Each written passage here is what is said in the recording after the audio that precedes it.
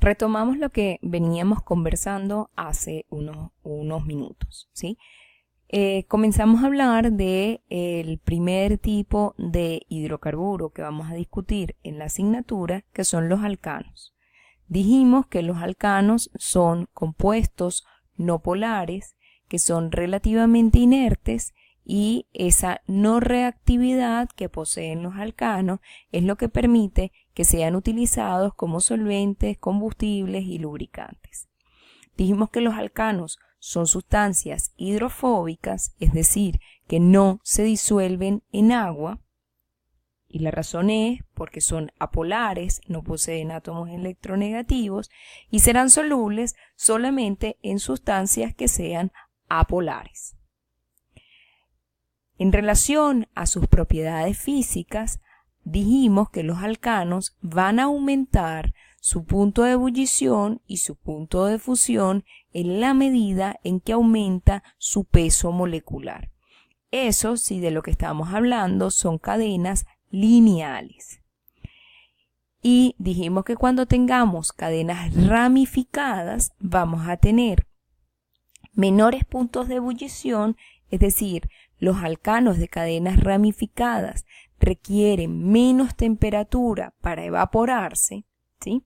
Y van a tener mayores puntos de fusión, es decir, los alcanos de cadenas ramificadas necesitarán retirarles menos calor para que hagan la transición de líquido a sólido. En este gráfico, lo único que ustedes van a observar es cómo el punto de ebullición y el punto de fusión comienza a aumentar en la medida en que nosotros aumentamos el peso molecular, ¿sí? Y bueno, y eso tiene lógica porque las moléculas pesan más, entonces vamos a tener más dificultad para poderlas evaporar o vamos a tener más dificultad para poderlas compactar. Bien. Un tipo especial de alcanos son las estructuras cíclicas, y esas estructuras cíclicas o esas estructuras que forman anillos van a ser los cicloalcanos, ¿sí? La presencia de anillos, ¿sí?, de estructuras cíclicas también se considera una insaturación. En clase habíamos dicho que una insaturación correspondía a un enlace múltiple, ¿sí?, a un doble enlace o un triple enlace.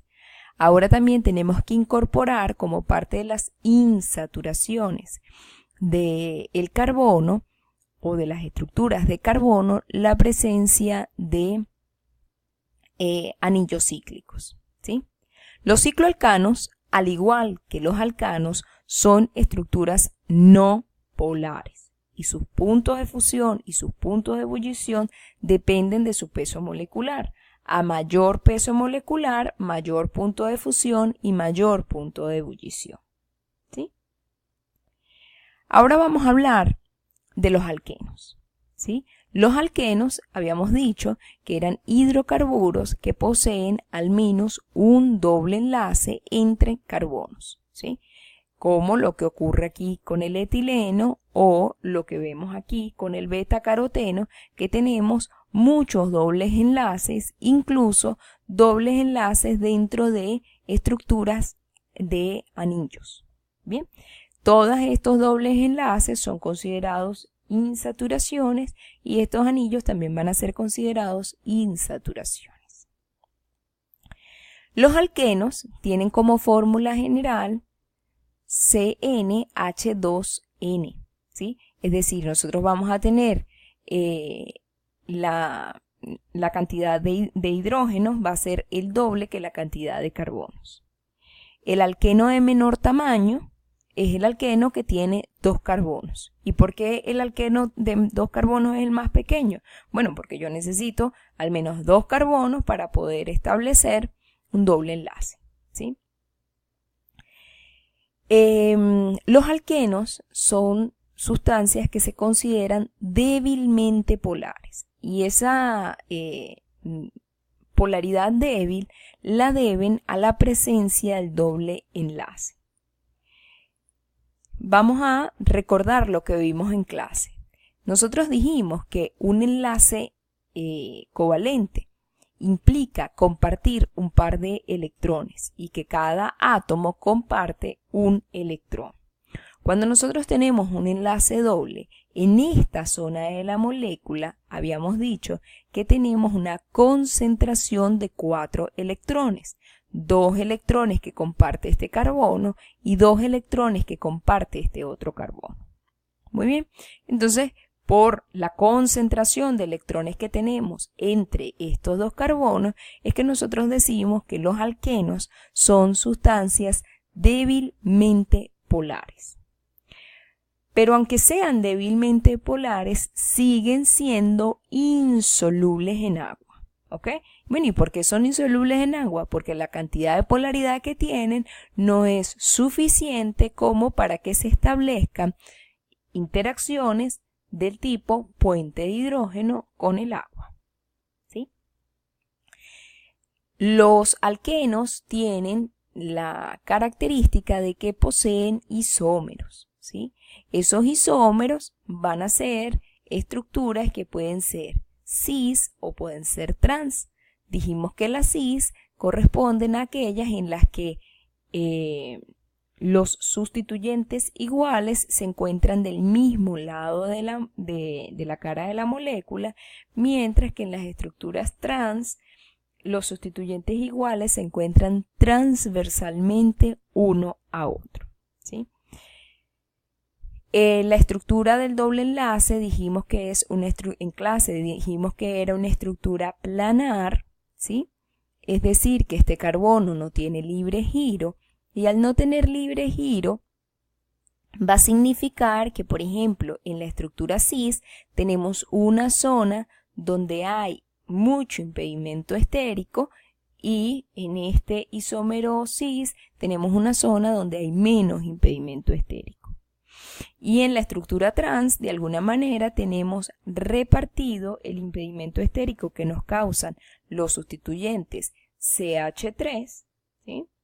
Y eso nos va a permitir tener diferentes propiedades entre las estructuras cis y las estructuras trans. Las estructuras trans se dice que se empaquetan, o sea, forman interacciones entre la misma estructura de manera similar a los hidrocarburos saturados, ¿sí? De manera que cuando nosotros tenemos un alcano, supónganse ustedes, de 6 átomos de carbono en estructura lineal y tenemos un alqueno de 6 átomos de carbono en estructura lineal, ¿sí? Es un alcano de 6 átomos de carbono y un alqueno de 6 átomos de carbono. Si ese alqueno de 6 átomos de carbono está en estructura trans, va a tener puntos de fusión y puntos de ebullición similares a al hidrocarburo saturado, es decir, al alqueno de 6 miembros. En términos generales, las formas trans tienen mayores temperaturas de fusión, es decir, necesito retirarles menos